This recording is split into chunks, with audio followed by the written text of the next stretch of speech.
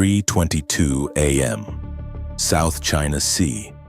The BRP Teresa Magbanua, the Philippine Coast Guard's newest and largest vessel, had been anchored at Bajo de Masinloc, Scarborough Shoal, for 11 days.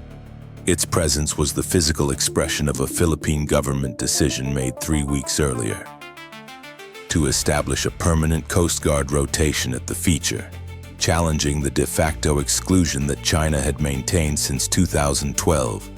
The decision had been telegraphed through every diplomatic channel available before the BRP Teresa Magbanua sailed. The United States had been informed. ASEAN had been informed. The UN Secretary-General's office had received a formal notification. The Philippine Secretary of National Defense had stated publicly that the presence was a lawful exercise of sovereign rights within the Philippines' exclusive economic zone under UNCLOS, consistent with the 2016 South China Sea arbitration ruling that had found in the Philippines' favor on every substantive question it had addressed. China had not accepted the 2016 ruling. China had not accepted the Philippine government's stated intention. And China had not allowed 11 days to become 12. At 3:22:04 a.m., a Plan Type 052D guided missile destroyer operating 4.3 nautical miles northeast of Scarborough Shoal fired 2 YJ-12 anti-ship cruise missiles at the BRP Teresa Magbanua. The Teresa Magbanua was a Coast Guard vessel, a law enforcement platform, not a warship. It carried a 76mm deck gun and water cannons. It had no missile defense systems. It had no Aegis radar. It had no CIWS. When the first YJ-12 impacted its portside midship section at 3:22:31 a.m., 27 seconds after launch, at a range of approximately 8 kilometers, there was nothing on the vessel that could have intercepted it. The second missile impacted the aft section at 3:22:34 a.m. The BRP Teresa Magbanua sank in 23 minutes. 41 of its 97-person crew were recovered by Philippine vessels that reached the scene within 2 hours. 56 were not recovered. The Philippine government transmitted a formal protest to Beijing at 4 a.m. and simultaneously invoked the Mutual Defense Treaty of 1951. The diplomatic and intelligence warning that had preceded the engagement had been substantial. U.S. satellite imagery had tracked the Plan Type 052D destroyer's movement from Sanya Naval Base in Hainan Province to the South China Sea over a 72-hour period beginning 4 days before the Teresa Magbanua's arrival at Scarborough Shoal. The intelligence community's assessment, issued 3 days before the Philippine vessel sailed, had assessed the probability of a planned kinetic response to a sustained Philippine presence at the feature as moderate. Specifically, the assessment had noted that the plan had not previously responded to Philippine Coast Guard presence at Scarborough Shoal with direct kinetic engagement, but that the pattern of coercive behavior had been escalating incrementally over the preceding 18 months, and that the current political environment in Beijing indicated a reduced tolerance for sustained Philippine assertion of access rights at the feature. The assessment had used the word kinetic as a qualifier of probability, not of certainty. The Philippine government had read the assessment.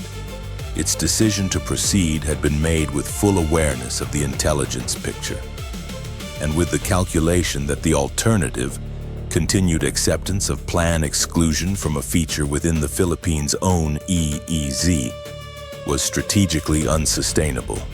The decision was not reckless. It was a calculated acceptance of elevated risk in service of a sovereign position that the Philippine government had determined it could not continue to defer. The calculation had proved correct about the risk. Its evaluation of the acceptable cost had been tested at 3:22 a.m.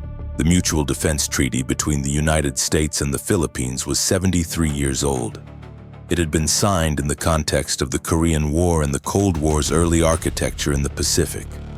Its Article 4 stated that each party recognized that an armed attack in the Pacific area on either of the parties would be dangerous to its own peace and safety, and declared that it would act to meet the common dangers in accordance with its constitutional processes. The language was deliberately less automatic than NATO's Article 5. It did not commit the United States to treat an attack on the Philippines as an attack on the United States. It committed the United States to act to meet the common dangers. What act? When? How? These were questions that 73 years of treaty interpretation had left deliberately open. The questions arrived at the National Security Council at 3:49 a.m. Washington time, 3:49 a.m. Eastern Standard Time, 4:49 p.m. Manila time, because the South China Sea was 13 hours ahead. The NSC had been monitoring the Teresa Magbanua situation through the Philippines' 11-day presence at Scarborough Shoal and had prepared a classified decision framework for exactly this contingency. The framework addressed 3 questions in sequence. Was the attack covered by the Mutual Defense Treaty? If so, what did the treaty require the United States to do? And what could the United States actually do within the time frame that the developing situation allowed? The first question was legally contested in a way that the treaty's drafters had not intended to be resolved easily. The treaty's Pacific area coverage and the armed attack provision had been drafted with conventional military attacks between state militaries in mind. A planned destroyer engaging a Philippines Coast Guard vessel, not a warship in a disputed maritime feature, in waters whose legal status China contested under its own interpretations, was a scenario the 1951 drafters had not addressed. 11 separate NSC legal analyses over the preceding 7 years had produced 2 distinct interpretive camps. One holding that the treaty covered any armed attack on Philippine vessels, including Coast Guard vessels, in any area where the Philippines claimed sovereign rights, and one holding that the treaty's coverage was limited to attacks on Philippine armed forces in areas of undisputed Philippine territory or territorial waters. The BRP Teresa Magbanua was a Coast Guard vessel, not a military vessel. Scarborough Shoal was a disputed maritime feature. The second question, what the treaty required if it applied, was simpler to articulate and harder to answer in practice. Act to meet the common dangers in accordance with constitutional processes meant that military response required both executive authority and congressional consistency with the War Powers Resolution. At 3:49 a.m., the executive authority question was being processed in the NSC. The congressional consistency question was moving on a parallel track that was necessarily slower. The third question was operational. USS Carl Vinson, operating in the Philippine Sea 380 nautical miles east of Scarborough Shoal, had been tracking the situation through its intelligence feeds since the Teresa Magbanua's first distress signal at 3:23 a.m. At 3:49 a.m., the Carl Vinson's commanding officer had his air wing at maximum readiness and was waiting for an order that had not yet been issued. The closest asset to Scarborough Shoal itself was the USS Rafael Peralta, an Arleigh Burke-class destroyer operating 180 nautical miles northeast in the vicinity of the Luzon Strait, conducting a scheduled freedom of navigation transit. At 30 knots, 180 nautical miles was 6 hours. The plan type 052D that had engaged the Teresa Magbanua was still at Scarborough Shoal, the China-US communication channel that had been established specifically for South China Sea crisis management. A direct secure line between the PACOM commander and the PLA Southern Theater Command, established in 2022 as part of a bilateral military-to-military agreement that both sides had subsequently described in very different terms publicly, was activated at 4:02 a.m. by the U.S. side. The activation produced a connection after 11 minutes of technical establishment. The conversation lasted 4 minutes. The U.S. side communicated that the United States regarded the engagement of the BRP Teresa Magbanua as an act requiring a response under the Mutual Defense Treaty, that U.S. forces were being positioned in the South China Sea in response, and that the U.S. was calling on the PRC to immediately stand down additional planned forces converging on Scarborough Shoal and to facilitate the safe completion of Philippine search and rescue operations. The PLA Southern Theater Command's representative stated that the engagement had been a lawful response to an intrusion into China's territorial waters, that China did not recognize the Philippines' rights claims at Scarborough Shoal, and that the United States should not further complicate the situation by introducing U.S. military forces into the area. The call ended at 4:17 a.m. Its content was classified. Its existence was not. Both sides publicly acknowledged the call within 48 hours, in terms that confirmed only that it had occurred. While the NSC deliberated, the Philippines' own military was not waiting. The Philippine Air Force had scrambled 4 FA-50 light combat aircraft from Clark Air Base at 3:31 a.m., 9 minutes after the engagement. The FA-50 is a light multi-role aircraft, not a heavy strike platform. It carries a limited ordnance load compared to the F-16 or FA-18 it would be facing in any engagement with plan air defense. But it was airborne, it was armed, and it was moving towards Scarborough Shoal while Washington was still in the first hour of an NSC decision process. At 3:44 a.m., the planned destroyer that had engaged the Teresa Magbanua transmitted a maritime warning on international maritime frequencies, advising all vessels that the waters within 12 nautical miles of Scarborough Shoal were subject to temporary navigation restriction for unspecified operational reasons. The transmission was received by the U.S. Maritime Monitoring Network, by the Philippine vessels conducting search and rescue operations, and by every commercial vessel in the southern South China Sea with an operational receiver. It was a legal claim disguised as a safety advisory.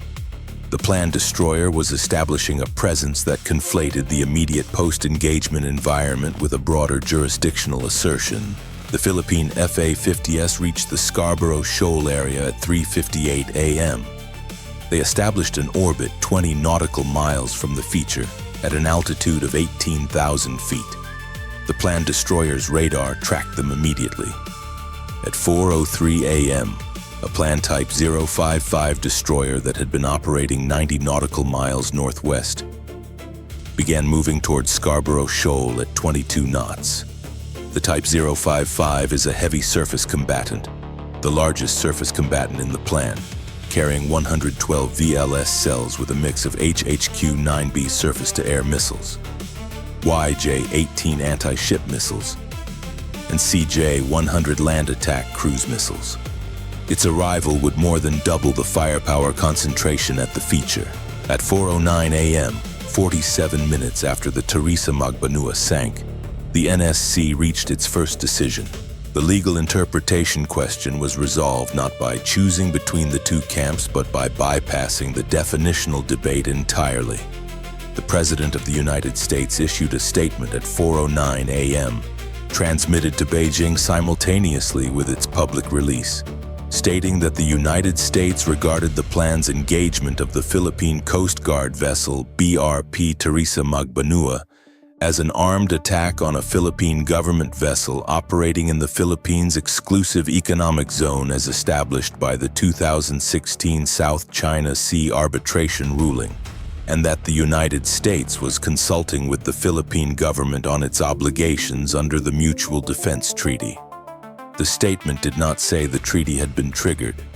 It said the United States was consulting on its obligations. The legal difference was significant. The operational signal it sent was not ambiguous. The United States was treating the engagement as a treaty-relevant event and was positioning itself to invoke the treaty's requirements. The operational decision followed the statement by 11 minutes. At 4:20 a.m., the Carl Vinson was directed to proceed at maximum speed toward the Philippine Sea, closing the distance to Scarborough Shoal while maintaining position outside Chinese territorial waters. USS Rafael Peralta was directed to reverse its Luzon Strait transit and proceed at maximum speed towards Scarborough Shoal. Both vessels received rules of engagement updates that authorized the use of force. in defense of Philippine government vessels if those vessels were engaged by planned forces, not offensive operations against planned forces. Defensive authority for Philippine vessels under active engagement. The distinction was precise and deliberate. The United States was not authorizing offensive operations against the plan. It was authorizing the defense of Philippine vessels from the plan. The distinction existed because offensive operations against planned forces would have crossed a threshold that the NSC's decision process had not yet authorized, a threshold that, once crossed, entered a conflict escalation pathway, whose next steps had not been fully processed. The defensive authority was the step before that threshold. It was the step that said, if China fires again, we fire back. The plan's operational planners understood the distinction. Their response was calibrated to it. At 4:31 a.m., planned forces at Scarborough Shoal did not fire on any Philippine vessel. Instead, 3 Type 081 minesweepers and 2 planned Coast Guard vessels departed Mischief Reef to the south and began a transit towards Scarborough Shoal at 12 knots, an arrival timeline of approximately 14 hours. The movement was not kinetic. It was positional. The plan was reinforcing its presence at the feature while not providing the trigger event that would activate the U.S. defensive authority that had just been established. The Type 055 destroyer continued its transit at 22 knots. At 4:44 a.m., the Philippine FA-50S, fuel state reaching their operational limit for sustained orbit, began their return to Clark Air Base. As they turned northeast, 2 planned J-16 aircraft descended from 30,000 feet and established a close intercept, approaching to within 600 meters of the FA-50 formation, which was well below the international standard of safe separation for aircraft in non-hostile airspace. The J-16 intercept was not a weapons engagement. It was intimidation, a demonstration that planned air assets could reach the Philippine aircraft at will, and that the Philippine formation's withdrawal was being observed and noted at close range. The 2 FA-50 pilots maintained their course and did not respond to the intercept by breaking formation or altering altitude. Their discipline, maintaining heading, speed, and altitude while 2 J-16s flew 600 meters away, was logged in the after-action assessment as a significant tactical data point. The Philippine pilots had been trained specifically for this intercept scenario in exercises conducted with U.S. Air Force advisors over the preceding 18 months. At 5 a.m., 98 minutes after the Teresa Magbanua sank, the operational situation in the South China Sea was as follows. Planned Type 052D destroyer at Scarborough Shoal, with Type 055 en route arriving in approximately 4 hours. 3 planned minesweepers and 2 planned Coast Guard vessels transiting from Mischief Reef, arriving in approximately 13 hours. USS Carl Vinson proceeding at maximum speed approximately 6 hours from Scarborough Shoal. USS Rafael Peralta proceeding at maximum speed approximately 5.5 hours from Scarborough Shoal. Philippine FA-50S returning to Clark Air Base for refueling. Philippine search and rescue operations ongoing, 41 survivors recovered, 56 unaccounted for. U.S.-Philippines diplomatic consultation ongoing. U.S. Defensive Authority for Philippine vessels active but not yet triggered. The plan had fired twice and had not fired a third time in the 98 minutes since. The 56 Philippine Coast Guard personnel still unaccounted for after 98 minutes were the number that the Philippine government's public communications returned to continuously in the hours following the sinking. Not as a diplomatic calculation, but as a factual accounting that every statement from Manila included because it was accurate, and because the international audience tracking the situation understood its weight. Search and rescue operations being conducted by Philippine vessels in the immediate area of the sinking were not being impeded by planned forces as of 5 a.m. The planned destroyer maintained its position 4.3 nautical miles from the feature and had not approached the search area. The planned Coast Guard vessels transiting from Mischief Reef had not yet arrived. The window in which search and rescue operations could proceed without direct plan interference was closing as the follow-on forces closed their distance. The U.S. Defensive Authority that had been activated at 4:20 a.m. covered Philippine government vessels under active engagement. It did not cover search and rescue operations in a contested area against planned forces that were not actively engaging. The distinction was legally important and operationally uncomfortable. Search and rescue was proceeding for the moment because the plan had chosen not to impede it. That was not the same as search and rescue being protected. The decision framework that the NSC was now processing for the next phase was not whether to invoke the Mutual Defense Treaty. It was what invoking the Mutual Defense Treaty would produce.